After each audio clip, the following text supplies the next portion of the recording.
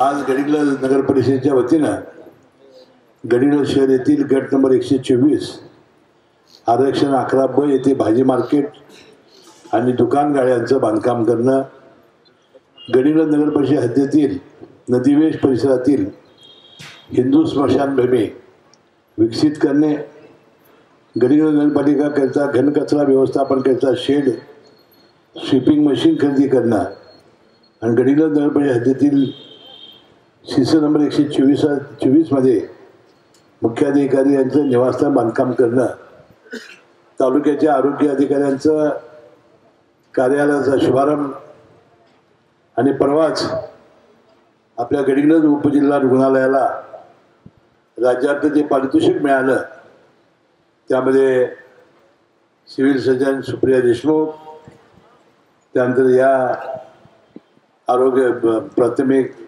ग्रामीण रुग्णालयाचे प्रमुख श्री खोत डॉक्टर, त्यांचे सर्व सहकारी यांचा सत्कार असा संयुक्त कार्यक्रम आपण आता संपन्न केलेला आहे.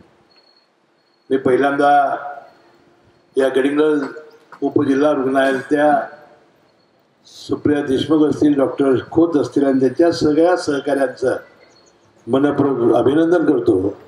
कारण सरकारी दवाखान्यामध्ये इतकं चांगलं काम गोरगरीब आणि सामान्य माणसाचं एक आधार म्हणून हे हॉस्पिटल करतं आहे, त्याचा निश्चित मला मनापासूनचा अभिमान. आणि माझ्या मतदारसंघात असलेलं हे हॉस्पिटल, ज्या विभागाचा मी मंत्री आहे त्या सार्वजनिक आरोग्य खात्याचं हे हॉस्पिटल आहे, त्याबद्दल त्या सर्वांना भरभरून मी शुभेच्छा देतो, त्यांचं अभिनंदन करतो. आज आपण हिंदू स्मशानभूमी आज त्याचा लोकार्पण कार्यक्रम केला आणि मी ती हिंदू स्मशानभूमी बघितल्यानंतर मी चक्रावूनच गेलो. तर कागलपेक्षा सुद्धा अतिशय सुंदर अशी स्मशानभूमी आज या गडिंग्लज नगरपालिकेने विकसित केलेली आहे. आणि शेवटी जाताना या गडिंग्लजच्या स्मशानभूमीमधूनच जावं अशी इच्छा व्हावी, अशा प्रकारचं एक चांगली स्मशानभूमी या ठिकाणी आज आपण केलेली आहे. त्याला काही थोडा निधी लागणार आहे, ही देण्यासाठी मी प्रयत्नशील राहील. आणि नगरपालिकेच्या सगळ्या कामांना जवळजवळ 5-6 कोटीचा विकास कामांचा शुभारंभ, डाव्या बाजूला असलेल्या आपल्या भाजी मार्केटच्या कामाचा शुभारंभ, अशा अनेक कामांचा शुभारंभ आज या ठिकाणी झालेला आहे. आपल्याला माहिती आहे की 15 वर्षापूर्वी या विभागाचा आमदार म्हणून मी आलो आणि गडिंग्लज शहर हे अनेक दिवसापासून विकासापासून अनेक कोसो दूर असं होतं. चांगलं नेतृत्व मिळालं नाही, ज्याच्या हातामध्ये सत्ता आहे असं नेतृत्व इथं आलं नाही आणि त्याचा परिणाम या विकास कामावर झाला. आणि म्हणून आम्ही आल्यानंतर हद्दवाढ करण्याचा प्रश्न असेल, 100-150 कोटी रुपये खर्च करून अनेक विकास कामं मार्गी लावण्याचं काम असेल, अनेक कामं अद्यापही व्हायची आहे.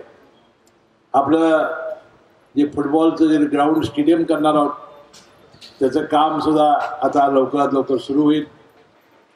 त्यानंतर अनेक या गावातील रस्ते असतील, अनेक नवीन कॉलन्या झालेल्या होत्या त्या विकसित झालेल्या होत्या, त्या विकसित करण्याचं काम असेल.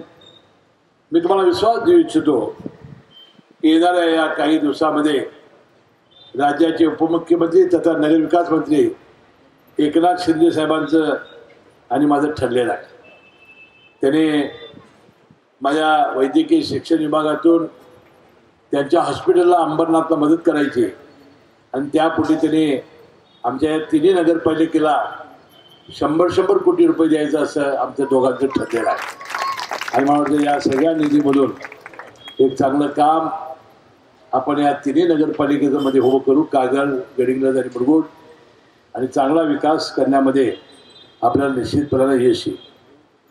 अजून एक अपूर्ण काम राहिलेलं आहे. आपण सुंदर कैलासवासी बाबासाहेब कुपेकरांच्या आणि माझ्या सहकार्यानं गडिंग्लजमध्ये आपण चांगलं न्यायालय स्थापन केलं, चांगले न्यायालयाची इमारत उभी राहिली. परंतु तहसीलदार आणि प्रांत यांचं प्रशासकीय इमारत उभी राहू शकली नाही. तर नगरपालिकेच्या हद्दीत ज्या जागेचा प्रश्न होता त्यानंतर त्या प्रांत ऑफिसची जागा सोडायला तयार नव्हतं. आम्ही त्यांना सांगत होतो की ही जागा सोडा, आम्ही प्रशासकीय इमारत अशी उभी करून देतो की गडिंग्लजचा प्रांत हा मुख्यमंत्रीच्या कार्यालयात बसावा, असं कार्यालय त्यांना उभं करून देण्याचं वचन आम्ही दिलं. आणि मग प्रांत जर मुख्यमंत्री असतील तर तहसीलदार उपमुख्यमंत्री आले. अशी एक चांगली इमारत राजू ताळे आले, भारतीय जनता पक्षाचे नेते.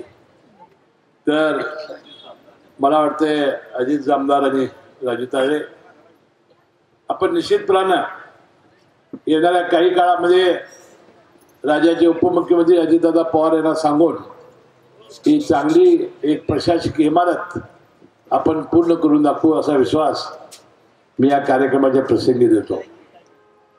आता आपल्या उपजिल्हा रुग्णालयामध्ये आताच आम्ही गेलो असताना काही अडचणी तिथे सांगण्यात आल्या. डॉक्टर सुप्रिया देशमुख या ठिकाणी आहेत, तालुक्याच्या आरोग्य अधिकारी इथं आहेत. आणि म्हणून त्याची जी अपुरी कामं असतील त्यांनी ताबडतोबीने द्यावीत.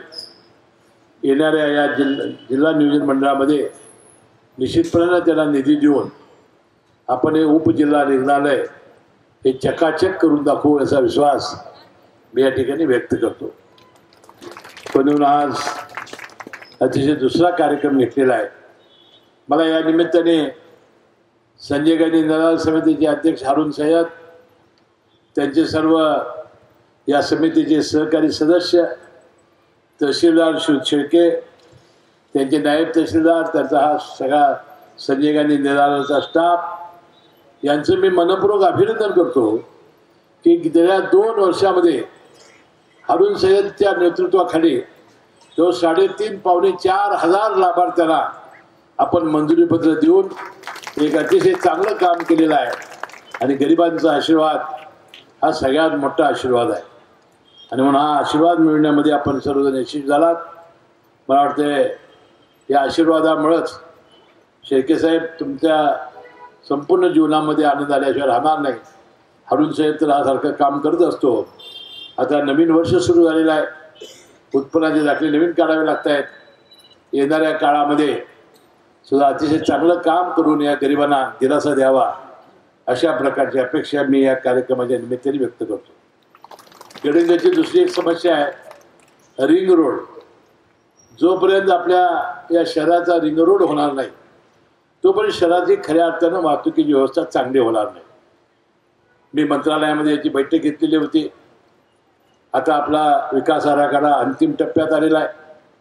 मला वाटतं लवकरात लवकर जर झालं तर मगाशी मी त्याचा उल्लेख केला, नगरविकास मंत्री एकनाथ शिंदे साहेबांच्याकडे आपण जाऊ आणि याला जितका लागेल तितका निधी आणून रंग रोड हा लवकरात लवकर विकसित करून आपण या नगर परिषदेच्या नागरिकांच्या होणाऱ्या या सगळ्या वाहतुकीच्या समस्येचं निराकरण केल्याशिवाय आपण राहायचं नाही असा आपण आज संकल्प करूया.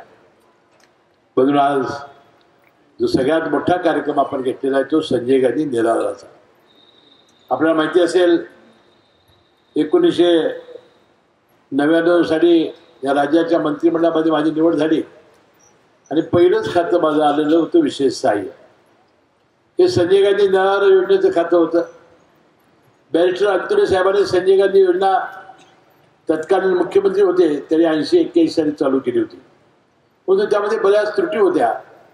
त्या त्रुटी दूर करण्याचा मी संकल्प केला आणि हातात सत्ता आल्याबरोबर विधवा भगिनीचा नवरा मिळायचं सर्टिफिकेट आणलं की त्याला पेन्शन देण्याचा कायदा या राज्यामध्ये आपण आणला. जी प्रत्येक त्या भगिनी आहे नवऱ्यानं सोडलेली, पहिल्या योजनेमध्ये सोडचिठ्ठी कोर्टात आणायची होती, तो आपण नियम बदलला. गावाचा कोणी प्रमुख माणूस, सरपंच, पोलीस पाटील, तलाठी, ग्रामसेवक यांनी लिहून दिलं की अमुक अमुक भगिनी प्रत्येक त्या नवऱ्यानं सोडलेली आहे, तिला पेन्शन देण्याचा कायदा या राज्यामध्ये आपण आणला.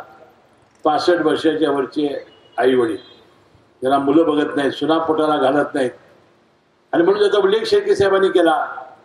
ते मुलगा 18 वर्षाचा असला तर आपण पेन्शन देत नव्हतो. आता 25 वर्ष त्याचा नोकरी लागूपर्यंत आम्ही आता बदल केलेला आहे. या देशातलं महाराष्ट्र राज्य पहिलं राज्य आहे की 65 वर्षाच्या वरच्या आईला आणि वडिलांना दोघांनाही एकत्रित त्यांनी पेन्शन योजना या राज्यामध्ये आपण आणली. त्याचं नाव आपण श्रावणबाळ ठेवलं आणि राज्यभर माझं नाव श्रावणबाळ पडलेलं होतं. दिव्यांग लोक, जन्मापासून डोळे नाहीत, हात नाहीत, पाय नाहीत, मध्यमध्ये मुलं जन्मत आहेत आणि आयुष्यभर आई वडील त्याचं ओझं वाहत आहेत. पहिल्या नियमामध्ये 80% सिव्हिल सर्जनच्या अपंगाची दाखल्याची अट आपण बदलली आणि ती 40% आणली. मी या खात्याचा मंत्री होतो त्यावेळेला 250 रुपये पेन्शन होती. माझ्या काळात ती 600 रुपये झाली. आपले जे सध्याचे मुख्यमंत्री देवेंद्र फडणवीस साहेब 14 ते 19 मुख्यमंत्री होते, त्यांच्या काळात ती 1000 रुपये झाली.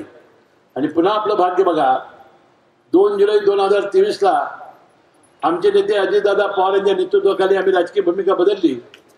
आम्ही युतीच्या शासनामध्ये सामील झालो. हे खातं मी मागून घेतलं आणि 15 जुलै 2023ला 1500 रुपये पेन्शन देणारा कायदा काढण्याचं भाग्य मला लाभलं आणि त्या दिवसापासून 1500 पेन्शन सुरू झाली. म्हणून आता 3 अडचणी आहेत ज्याचा उल्लेख मगाशी हारून साहेबांनी केला. एक, उत्पन्नाची मर्यादा 21,000 म्हणून ती 50,000 रुपये करायची आहे. 1500 रुपये पेन्शन आहे त्याचं 2,000 रुपये पेन्शन करायची आहे. आणि तिसरं जे आहे 65 वर्षाची वय अट ही आपल्याला 60 वर्ष करायची आहे. म्हणून आज हे खातं माझ्याकडे नाही. परंतु या तिन्ही ज्या अडचणी आहेत त्या सोडण्याचा प्रयत्न मी निश्चितपणानं प्रामाणिकपणानं करेन असा विश्वास मी या निमित्ताने देतो. पण जी संधी मिळाली त्यामध्ये गरीब आणि सामान्य माणूस कधी आम्ही नजरेआड होऊ दिला नाही. विधी न्याय खातं मिळालं, त्यामध्ये गरीब माणसाला कसलंही ऑपरेशन मोफत करण्याचा कायदा करण्याचं भाग्य मला लाभलं. कामगार खात्यामध्ये बांधकाम कामगार कल्याण मंडळ करण्याचं भाग्य या देशातलं पहिलं मला लाभलं. म्हणून या दोन्ही कामामध्ये आपण असं काम करून दाखवलं की गरीब लोकांची लाखो रुपयांची ऑपरेशनं मोफत कशी होऊ शकतात, मुंबईमध्ये नेऊन त्याचा जीव कसा वाचवू शकतो हे दाखवण्याचं काम आम्ही केलं. म्हणून बांधकाम कामगारांच्या मध्ये अशा एवढ्या योजना आणल्या, सरकारच्या एकाही तुझीला पैशाला आम्ही हात लावला नाही. 10 लाख रुपयाच्या वरच्या खाजगी सरकारी बांधकामांना, मग घरं असतील, कालवे असतील, रस्ते असतील, धरणं असतील, मेट्रो असेल, रेल्वे असेल, त्याला 1% सेस कायद्यानं त्या कंत्राला लावण्याची सक्ती केली. आणि मधून हजारो कोटी रुपयाच्या या बदल्यात या बांधकाम कामगारांच्या जन्मापासून मृत्यूपर्यंतच्या कोट कल्याण करणाऱ्या योजना आपण आणल्या. हे कशामध्ये होऊ शकलं? हे होऊ शकलं, माझा DNA हा गरीब माणसाचं कल्याण करण्याचा आहे. मला गरिबांच्या बद्दल तळमळ आहे, मला पाजर फुटतोय आणि ज्याला पाजर फुटतोय, ज्याला गरिबांची तळमळ आहे, तोच माणूस या गरिबांचं काम करू शकतो. कोणी माणूस नाटक करून गरिबांचं कधी कल्याण होणार नाही. अशी अनेक माणसं आली गरिबांचं कल्याण करतो म्हणून. तो सकाळी 5:30-6ला उठून 24 तास गरिबांचं काम करायचं, त्यांना त्यांच्यासाठी ध्यास धरायचा, त्याचं जीवन सुख करण्यासाठी आयुष्यभर कल्याण करायचं, आयुष्यभर त्याचा त्याग करायचा जीवनाचा आणि त्यासाठी राबायचं काम आयुष्यभर आपण करत आलो. बंधू भगिनींनो, आज आपला चांगला दिवस आहे. आज हनुमान जयंती आहे. ज्या हनुमंतानं प्रभू रामचंद्राला फार मोठी शक्ती दिलेली होती, अशा या हनुमानाचा दिवस आहे. शक्तिमान देवाचा दिवस आहे. त्यामुळे वाटतं या हनुमान जयंतीच्या निमित्ताने मी अशी प्रार्थना करतो की येणाऱ्या या सगळ्या काळामध्ये तुम्हा सर्व गोरगरिबांचं चांगलं कल्याण हो, कसलंही संकट तुमचं पार करण्याची शक्ती हनुमानानं तुम्हाला देवो अशी परमेश्वरचरणी प्रार्थना करतो. आणि एका चांगल्या कार्यक्रमाचं आयोजन आमचे आता वैद्यकीय शिक्षक बंधू भगिनींनो, आता परत भाषण वाटलं बंधू भगिनींनो, आपण एक मोहीम हातामध्ये घेतली की माझ्या या 20-25 वर्षाच्या काळामध्ये माझ्या लक्षामध्ये आलेलं होतं की जे रुग्ण माझ्याकडे येत आहेत त्यामध्ये बहुतांशी ज्या महिला आहेत त्या महिलांचा एखादा गर्भाशयाचा किंवा स्तनाचा कॅन्सर होतो आणि महिला या लाजून बोलत नाहीत, नवऱ्याजवळ सुद्धा आपल्या भावना व्यक्त करत नाहीत आणि 3ऱ्या-4थ्या स्टेपला गेलं त्यांना असंही झालं की त्या बोलतात आणि मग त्यावेळेला त्याला केमो किंवा रेडिएशन दिल्याशिवाय त्याला उपाय दुसरा नसतो आणि मरणप्राय यातना होतात. आणि अनेक बघितलं. आणि परवाच मला वाटतं सुप्रिया देशमुखांना माहिती आहे, राधिका जोशी म्हणून यामध्ये डॉक्टर फार मोठ्या काम करतायत. ज्या वेळेला एका मिनिटाला 8 महिला या फक्त 2 कॅन्सर न जात आहेत अशी आकडेवारी प्रसिद्ध झाल्यानंतर आमच्यासारखे कार्यकर्ते खडबडून जागे झाले. आणि ही लस 15-20 वर्षापूर्वी गर्भाशयाच्या कॅन्सरची निघालेली होती, पण ही किंमत जास्त होती. त्यामुळं आणि आपल्या महिलांच्या मध्ये सुद्धा अजून त्याचा प्रचार आणि प्रसार झाला नव्हता. वयोगट 9 ते 26 लग्न होईल तोपर्यंत आपण ही जर लस दिली तर त्याला अजिबात कॅन्सर त्या गर्भाशयाच्या पिशवीचा होत नाही, हे सिद्ध झालेलं आहे. हे एकाही महिलेला झालेलं नाही. आणि म्हणून आपली मुलगी लग्न झाल्यानंतर तिला चांगलं मुलं व्हायची असतील, सासू सासऱ्यांची सेवा तिने करायची असेल तर ही लस आपण घेतली पाहिजे. अजून स्तनाच्या लसीचा शोध लागायचा आहे. पण माझा प्रयत्न आहे, हाही लवकरात लवकर अंतिम टप्प्यात आहे. केंद्राचे मंत्री JP नड्डा साहेबांनी परवा घोषणा केली आहे, लवकरात लवकर लागेल. मी तुम्हाला विश्वास देतो ती लस झाली शोध.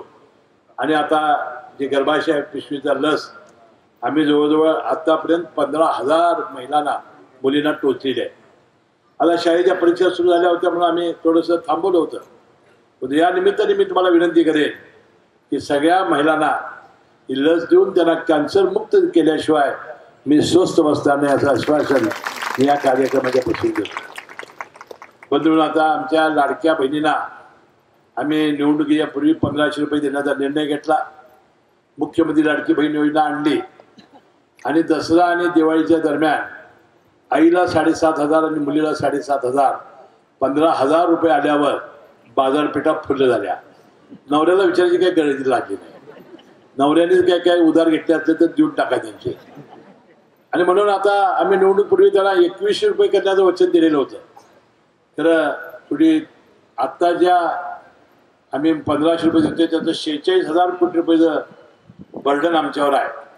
1 वर्षामध्ये आमची परिस्थिती सुधारल्यानंतर आम्ही 2100 रुपये आमच्या लाडक्या बहिणींना देणार आहोत. त्याच वेळात तुम्हाला सुद्धा संजय गांधी निराधार लाभार्थ्यांना 2100 रुपये मिळणार आहे, याची काळजी करू नका. दुसरी योजना जिल्हामध्ये बँकेचा चेअरमन मी आणलेली आहे. ज्यांचे पैसे मुख्यमंत्री लाडकी बहीण योजनेचे 1500 रुपये आमच्या बँकेच्या शाखेत येतात त्यांना 30,000 रुपये आम्ही देणार आहोत. काही करायचं नाही, दुसरा अर्ज भरून द्यायचा. 2 महिला त्याच घ्यायच्या, त्याला जामीनदार ठेवायचं आणि 30,000 रुपये घेऊन जायचं. आणि महिन्याला 600 रुपये घ्यायला यायचं. तर 900 रुपयाचा हप्ता आहे. तो 900 रुपयाचा हप्ता आपोआप कट होणार, 600 रुपये महिन्याला मिळणार. आणि 30,000 रुपये घेतल्यामुळं कुठल्या त्या सावकारांच्याकडं, त्या फायनान्स कंपन्याकडं, मायक्रो फायनान्स कंपन्याकडं तुम्हाला जायची वेळ येऊ नये अशी योजना आमच्या जिल्हा मध्यवर्ती बँकेने काढलेली आहे. अतिशय चांगली योजना आहे. लाडक्या बहिणींनी याचा लाभ घ्यावा अशी विनंती मी करतो. 5 महिलापेक्षा जास्त महिला जर सहभागी होणार असतील तर त्यांना दुसरी योजना आपण आणलेली आहे. तर त्यांना 1,500 प्रमाणे त्याला महिन्याची किती झाली? 1,500 प्रमाणे 5 महिलांचे 7,500 7,500 म्हणजे 7,500 महिलांना त्यांचे पैसे येणार आहेत. त्या जर बचत गटाच्या निमित्ताने पुढे येणार असतील, एकत्र व्यवसाय करणार असतील तर या व्यवसायासाठी सुद्धा आम्ही सहकार्य करायला बँक तयार आहे. फक्त उद्देश काय की ते 30,000 रुपये घेऊन लाडक्या बहिणीने आपला काय व्यवसाय असेल तर सुधारावा, नवीन व्यवसाय काढावा आणि सावकाराच्या खाजगी सावकारात जायला लागू नये म्हणून ही महत्त्वपूर्ण योजना केली आहे. त्याचाही लाभ आपण घ्यावा. आज एका चांगल्या कार्यक्रमाला हनुमान जयंतीच्या निमित्ताने येण्याची संधी मला मिळाली. आपल्या सर्वांचं दर्शन घेण्याची संधी मला या निमित्ताने मिळाली. मनपूर्वक गडिंग्लज नगरपालिकेचे शिव असतील, तहसीलदार असतील, या संजय गांधी निराधार योजनेचे सर्व आपले अधिकारी पदाधिकारी यांचा मनपूर्वक मी आभार मानतो आणि आपली रजा घेतो. जय जय महाराज.